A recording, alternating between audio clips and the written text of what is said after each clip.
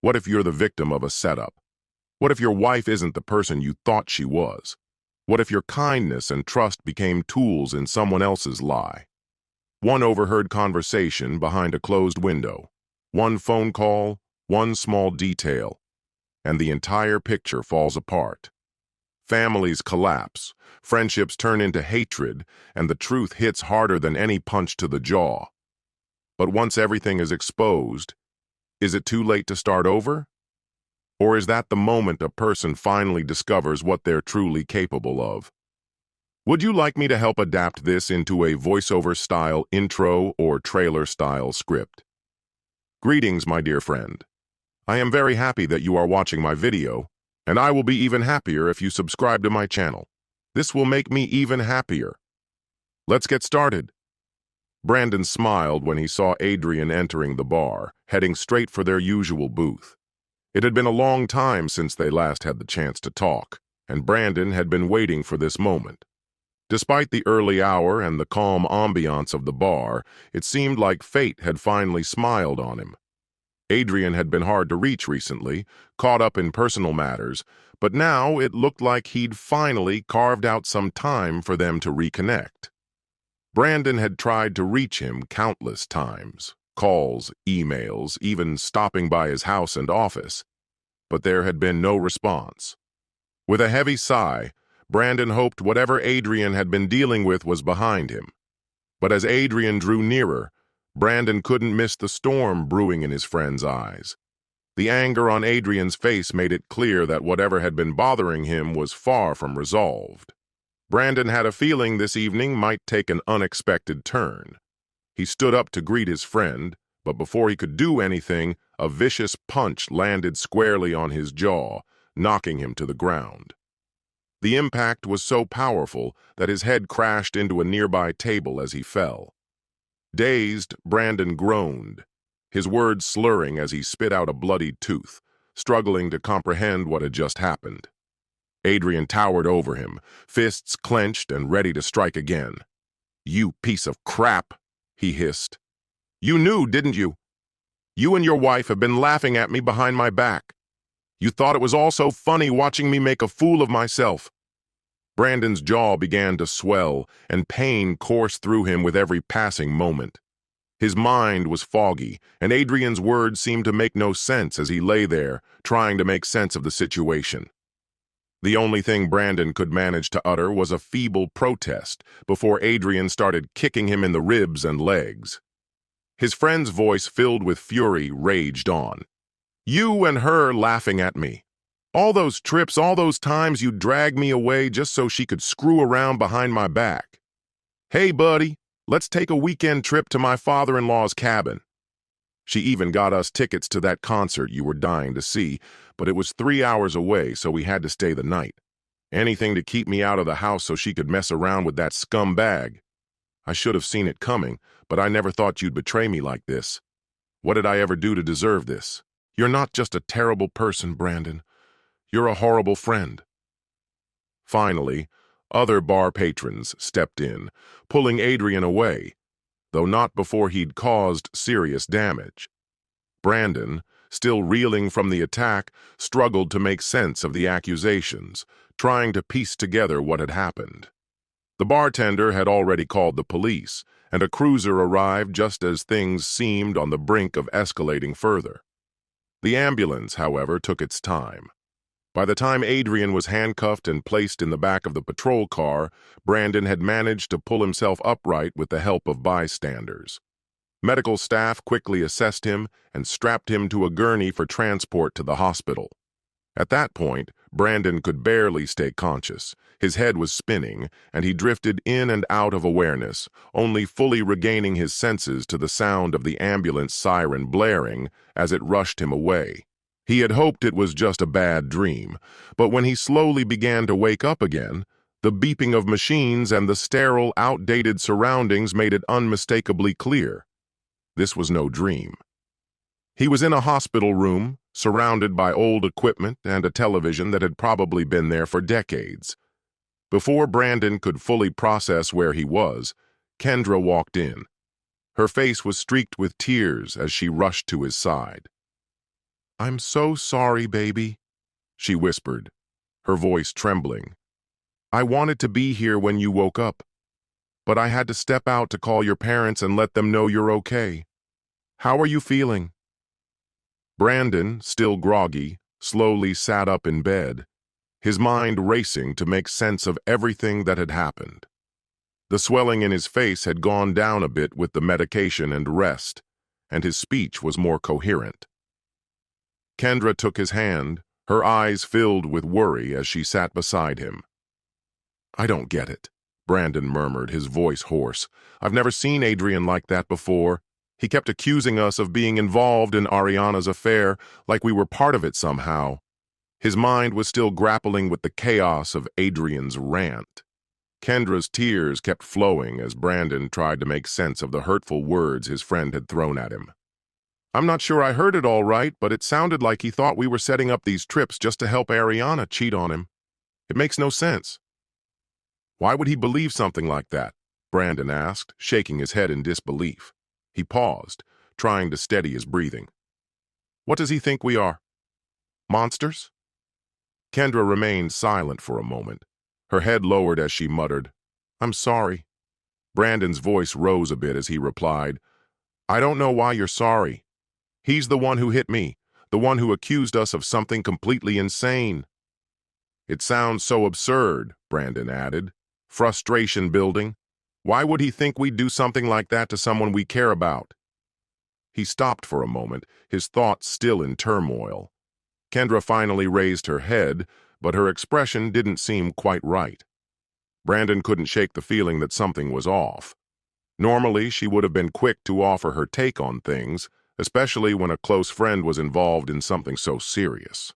But she was quieter than usual, distant even. It wasn't obvious, but Brandon couldn't ignore the unsettling feeling that there was more going on with Kendra's behavior than just concern. She was upset, yes, but her silence left him feeling uneasy, as if there was something more beneath the surface. She seemed unnervingly withdrawn, overly apologetic for someone who should have been just as taken aback by the outburst as he was. Brandon briefly wondered if perhaps she was still processing the incident herself, but an unsettling doubt gnawed at him. He was about to ask Kendra what was truly going on when the doctor entered, bringing with him the test results. Your jaw isn't broken or dislocated, just bruised, he said, looking down at his clipboard. As long as you're not experiencing any headaches, you should be fine to leave tonight. Brandon still felt the lingering throb in his head from the blow, but Kendra's strange demeanor made him eager to leave the hospital. He forced a smile, pretending to feel fine so they could go home. The nurses were slow with the paperwork, and Brandon didn't get a chance to speak to Kendra privately before they left. However, he hoped that once they were back at home, she would feel more at ease and finally open up. The drive home was suffocatingly silent. Kendra didn't even bother turning on the radio, and the quiet between them felt oppressive. Brandon stole glances at her, but she didn't seem to notice. He wanted to ask her what was going on, but by the time they arrived, fatigue had overtaken him, and all he could think about was sleep. He quickly changed out of the hospital gown and collapsed onto the bed, his body sore from the attack. Within moments, he drifted into a deep slumber.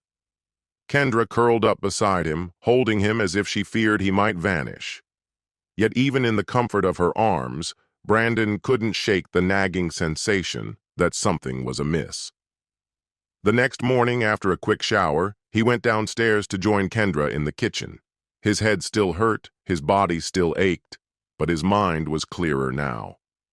Kendra sat at the table, quietly sipping her coffee, her gaze distant, lost in thought. Brandon grabbed his own cup, and for a while they sat in silence. Eventually, Kendra looked up, as if startled by his presence. "How are you feeling this morning?" she asked, her voice soft yet tinged with concern. "I'm okay," Brandon replied, rubbing his temples. "My head still hurts a bit, and I'm sore all over. I think I'll be fine after some rest. But I just can't figure out what set Adrian off, or why he said the things he did. He paused, studying her as he took a sip of coffee. Has she said anything to you? Have you spoken to her since yesterday to get any clarity on what happened with him? Kendra hesitated for a moment, as though carefully considering her answer before speaking. I did talk to her briefly yesterday. She was as shocked as I was that Adrian would do something like that to you. Brandon observed her closely, sensing caution in her tone, but there was something else, a quiet sadness that unsettled him. Her usual spark was gone, replaced by a distant, controlled demeanor that was uncharacteristic of her. He began to wonder if the assault had affected her more deeply than he had realized, and that she was processing it in her own way.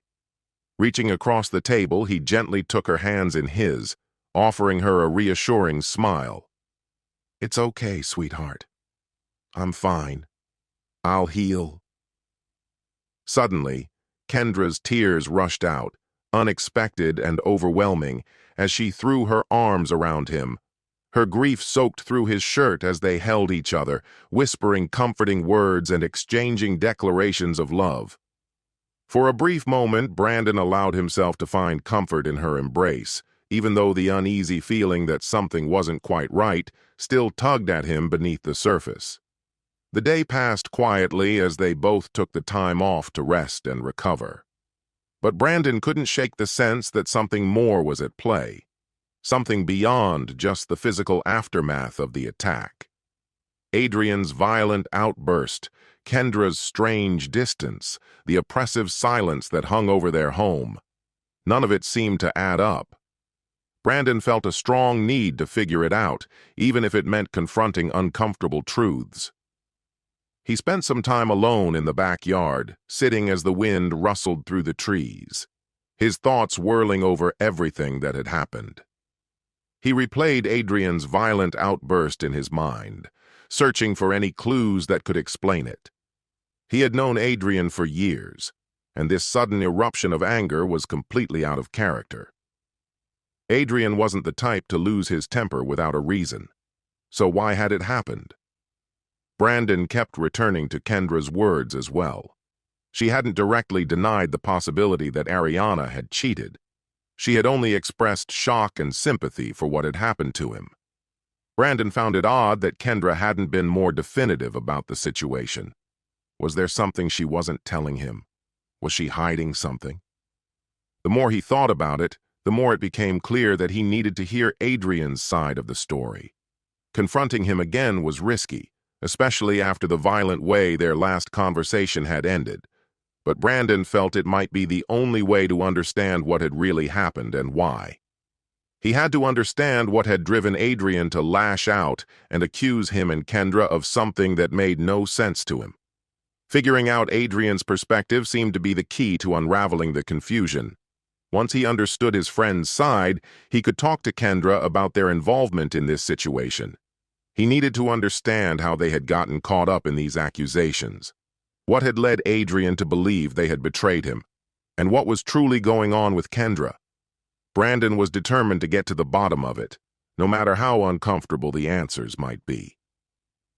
Around midday, Kendra mentioned that she needed to stop by her office to pick up her laptop since she planned to work from home for the rest of the week and didn't want to fall behind. After she left, Brandon decided to take a chance and visit Adrian. He tried calling on the way to his house, but the phone kept ringing unanswered. Brandon, hopeful that Adrian had finally been released from jail, ordered an Uber and headed toward his friend's place. If things went his way, Adrian might be home, and they'd finally be able to unravel the truth and fix the damage that had been done. But as the Uber stopped in front of Adrian's house, Brandon's heart dropped. Kendra's car was parked in the driveway. Instead of ringing the doorbell, he silently slipped around to the back of the house, inching closer to an open window near the kitchen. He froze in place when he heard Kendra speaking to his wife. Kendra didn't mince words. Her voice was cutting, full of anger. What happened? How did Adrian find out about this? Brandon's wife questioned. Kendra's voice crackled with frustration. He overheard me talking about setting up a date, and you covering for me. I wasn't paying attention, and he heard something he definitely wasn't supposed to. Okay, but how does that explain why he attacked Brandon? Brandon's wife pressed further. Kendra exhaled sharply. When he heard me mention that you'd cover for me and Brandon would keep him distracted, he must have thought Brandon was in on it. He didn't even realize until after the attack that Adrian knew. He's furious, and when he used his one phone call from jail, he made it clear how much he hated me. He said he'd rather stay in jail than come back home. Kendra continued, her voice shaking with frustration. He said every awful thing you can think of. Though Kendra felt sympathy for her friend, she couldn't escape the reality that her own choices had made everything worse. By helping her friend with her infidelity, she'd put her own marriage in jeopardy. And once Brandon learned the truth, the fallout would only grow. Kendra knew she was responsible for the mess, but she had always been close to her friend. She'd hoped Adrian's wife would have a brief affair, return to the man he wanted her to be, and everything would go back to normal. But now the situation was far worse, and her own marriage was on the brink because of her involvement in enabling such destructive behavior. I know you're going through your own issues, Kendra said, her voice heavy with concern. But once Brandon finds out the truth, my marriage is in deep trouble. Her friend, seemingly confused, responded, Why would your marriage be in trouble? You didn't cheat. You didn't do anything wrong. He knows you'd never betray him. Kendra's voice was sharp and frustrated as she retorted, You don't get it, do you? I lied to him. I helped you ruin his best friend's life. I played a part in causing him to attack Brandon. Do you really think he'll believe anything I say now? And you're the one he'll hate the most. Her friend tried to defend herself. But I didn't do anything wrong. I didn't cheat. You did. He has to understand that. Kendra let out a deep breath, her frustration bubbling over. It won't matter. I don't even know how to fix this. By the time Brandon finds out, my marriage could already be over. I can't believe I was so stupid to help you. Her friend shifted tone, pleading. You need to understand. If I lose him, I'm done with you. I can't even look at you anymore. But you've always been a loving wife. He must know how much you love him. Kendra's voice turned bitter, cold as ice. Yeah, that's me. A loving wife who helped her friend destroy her own marriage and got her husband beaten up by his best friend. Do you really think he'll ever trust me again? Best case scenario, it'll take years for him to believe anything I say. Brandon, who had been listening silently, moved away from the window and made his way back to the street. His face remained unreadable as he waited for the Uber, his thoughts now racing with the weight of what he had just overheard. He needed to figure things out, but first, he had to talk to someone he trusted. At the police station, the desk sergeant and detectives exchanged confused looks when Brandon announced he was posting Adrian's bail. But after years in law enforcement, they didn't ask any further questions, shrugging it off.